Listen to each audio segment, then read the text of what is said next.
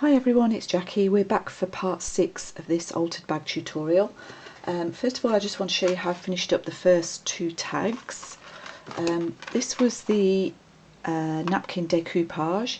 I found some orangey red paper and I just literally tore a strip down the side, stuck it over those pink numbers.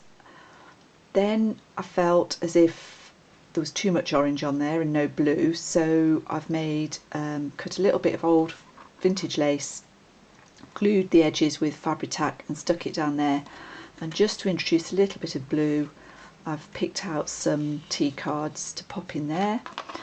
The tab I ended up stitching.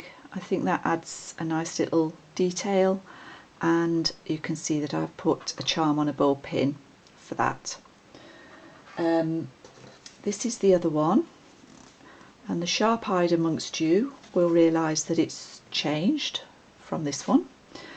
This one bubbled, so I probably I can't remember if I told you or whether I just didn't do it at all. I missed out quite a vital step, and with the tracing paper and that collol glue you do need to weight it down with something flat. I use an acrylic block and then something heavy on the top, and that just stops the bubbles forming. So I redid it. I've added the tiny tag and the lace at the top, softened it with a little bit of seam binding, just tied like I did the tag on the front, and there's a Tim Holtz Chit Chat sticker at the bottom there. So that's those 2. So we can pop those in the bag, and now we're going to make some envelopes. I already showed you one that I cut out from the Edith Holden paper, and that's 6.5 by 6.5, and then I want another plainish envelope which I'm going to decorate in a slightly different way. And just to show you, I've just cut, it's going to be slightly smaller, so I've just cut a 6-inch square out of this paper. If you keep the primroses in mind. Okay, so we're going to use the envelope punch board. Hopefully I won't mess this up. Before I had this, I used to get an envelope, open it up, draw around it and cut it out. So that's an easy option if you don't have one of these boards. So this is our 6.5 by 6.5, so we need to do this one at 2 3/4. I think this might be a bit tricky on the angle I'm at, but we'll see how we go. My board always sticks. It has done from the day I got it, which is quite a few years now.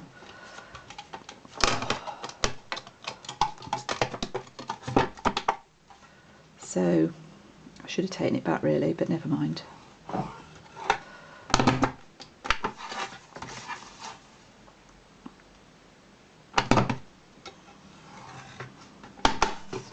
Don't press too hard with this scoring tool because it is quite fierce. So that's that one, and I'm going to do the other one at the same time. This one, as I say, is a little bit smaller, 6 by 6. You could do a square. You could do a square. No, I think we'll do this one, which is 2 5/8. That's that one. And this paper is quite thin, so I just want to be careful I don't go through. I think Tracy did a video recently and said that had happened to her. It happens to all of us, to be quite honest, but anyway. I've learned to be quite gentle when crafting. Okay, so that's the 2 envelopes cut out and scored. Let's get to those bits. And then I'm going to fold them. Oh, sorry. You probably don't realise I have actually got my arms around the tripod, which is sort of to my left. It's not good. I need to work out or buy something. I've got some shelves above my desk and to the side, and I think if I knew what arm to buy, I could buy a sort of a clip-on arm. But anyway, And when I'm making these envelopes, I like to cut this bit off, so I just mark either side where the lines intersect and just snip across like that. So this is our envelope. I also like to round this corner, and I've got crocodile for that.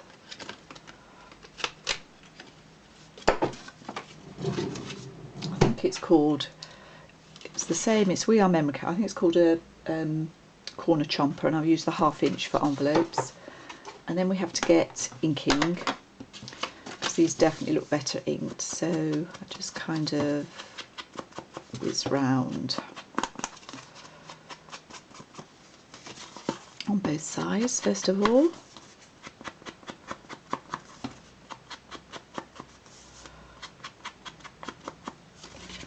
And then I want to go round this edge.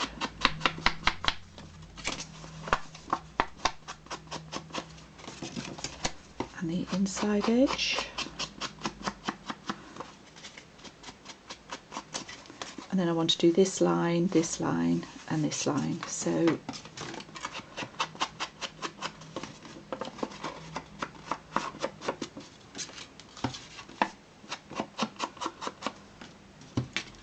could round the points here if you wanted to, but they're going to be hidden, so there's not a lot of point really.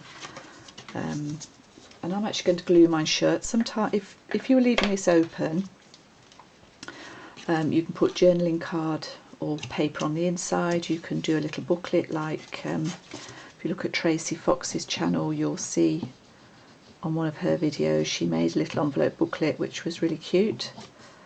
But I'm going to make mine into proper envelopes.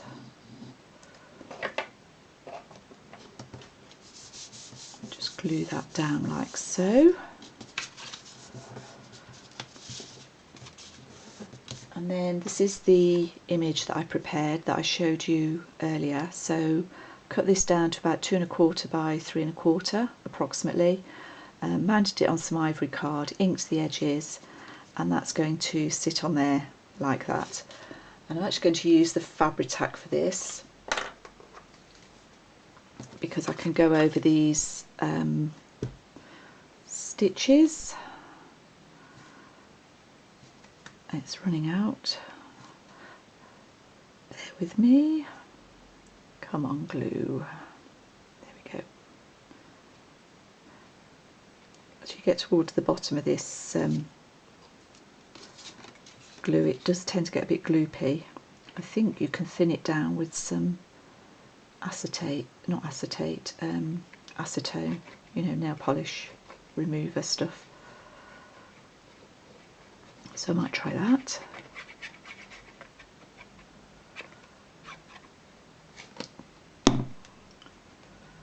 So let's get this square. You also have to put the top back on Fabri-Tac, otherwise it'll bulge everywhere. So I'm keeping this really simple, and if I decide to put this particular tag bag up for sale, I will use this to put in some vintage ephemera, probably some playing cards or botanical illustrations. And the other thing I do to keep it closed is pop a paper clip on, and I'm going to put a little charm on there. You could add bits of lace, we could decorate it with some bits of lace. I might do that. I feel like that's slightly crooked now, which is a shame. So maybe we could just decorate that a little bit further. I'll have a think about that while we do the other envelope. This paper is thinner.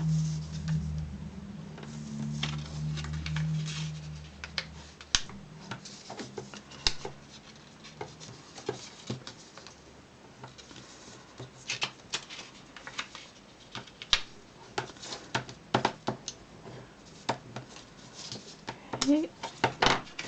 So again, I'm going to cut off this point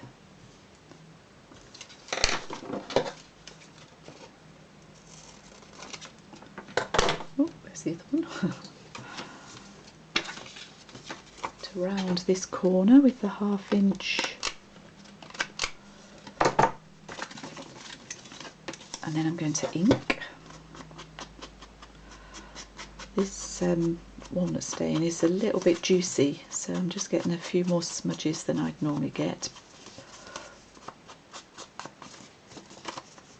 I still think it looks nice, so we won't worry too much.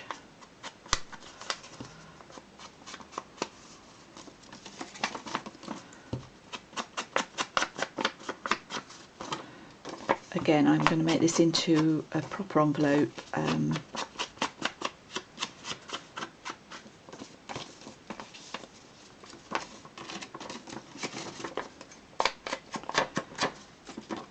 just wondering, as I'm speaking to you, see how much time I've got left.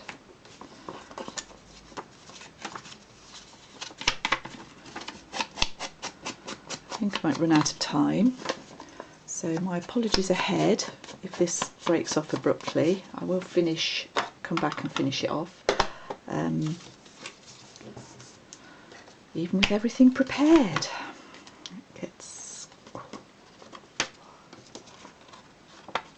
I don't really want to rush, as I said earlier on. I think it's nicer, the tutorial, if or a craft with me. I think this is a bit of a cross really between the two, because I'm not actually showing you every single thing. But because this is very white, I think I might line this envelope. I'll have a think about that. But first of all, we're going to decorate the front, and I've got some coffee dyed paper. I'm going to use the dark side, and I'm literally going to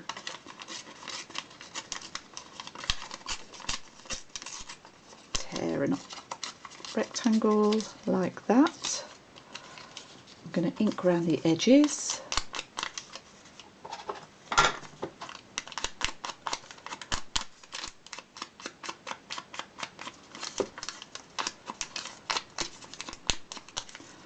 And I think what I'll do for the next one, this is going to finish in a couple of minutes, so I probably won't quite finish this. I'll get them ready to finish up, and I'll get a couple of tags ready. I'm going to put, now this isn't from the paper, this is cut from a wildflower book, but it does match the primroses that are on there. I've got an old stamp which I'm using for the colour rather than what it is. That's going on there, and I shall use a little stamp just to stamp across there. And I think I'm going to find some pink or pinky blue sari silk if I've got some, pop that on there with a little bit of bling just to dress that up a bit. So I'm going to finish this here. Hopefully you've seen enough, and I'm sorry I had the glare on this one. I'll watch it back, and if it's okay we'll go with it, and I'll see you all again soon for part 7.